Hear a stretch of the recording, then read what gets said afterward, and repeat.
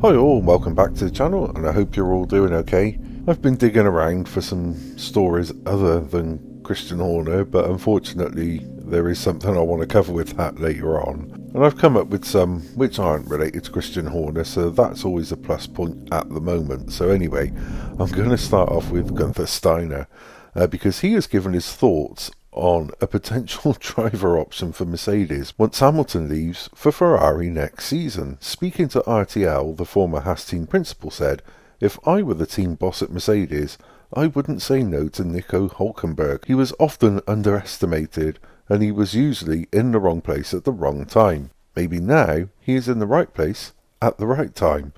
And admittedly, as crazy as it sounds, I really would find that quite interesting to see how well Nico Hülkenberg did in the W15. I really would.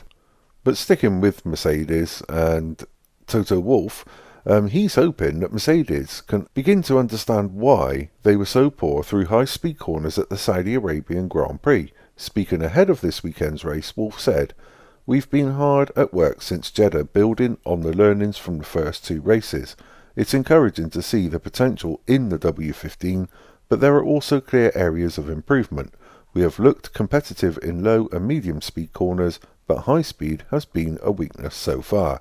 We have been working hard to understand why our performance hasn't reflected our expectations. Improving that is a major focus. We hope to make some initial progress for Melbourne, and that work will guide our development in the weeks ahead." I'm still surprised at Mercedes, especially with James Allison. Well, to be honest, I would have thought that James Allison's been around long enough to understand how all this ground effect works and get it right. I was expecting big things from the fact that they'd replaced Mike Elliott with James Allison, and I thought things would change and I thought they would be much more competitive, but hey, I was wrong and so were they. But anyway, moving on to the Christian Horner saga, because according to reports, Red Bull team principal Christian Horner has held talks with Helmut Marko and Jos Verstappen to agree a public ceasefire.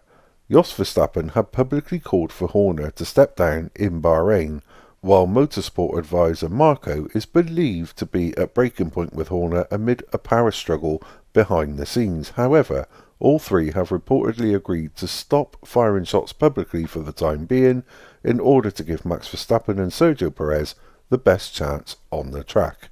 Agreeing not to fire shots at each other isn't going to solve the problem.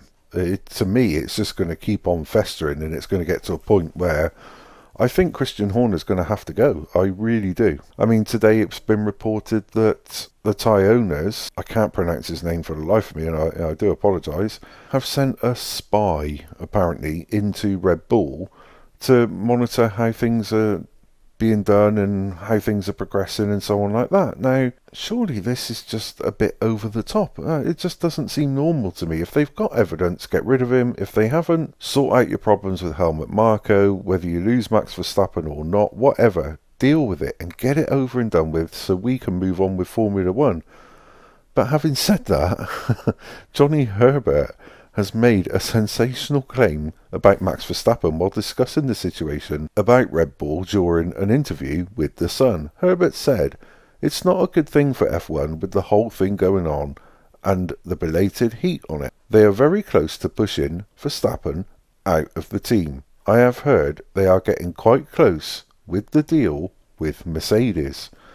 Now, so I don't know. I mean, obviously he's hearing things within the paddock or from others within the paddock or sources close to the Verstappens, and it really does make you wonder if this is going to be an option for 2025. Honestly, let me know in the comments what you think. Can you honestly see Max Verstappen going to Mercedes for 2025? For me, I can't, but never say never, as they keep saying, don't they? So anyway, thanks as always for watching and being here with me. I really and truly do appreciate it, and also thank you for your shares, your likes and your comments. I've managed to respond to a couple of them, not many, but I'm getting there.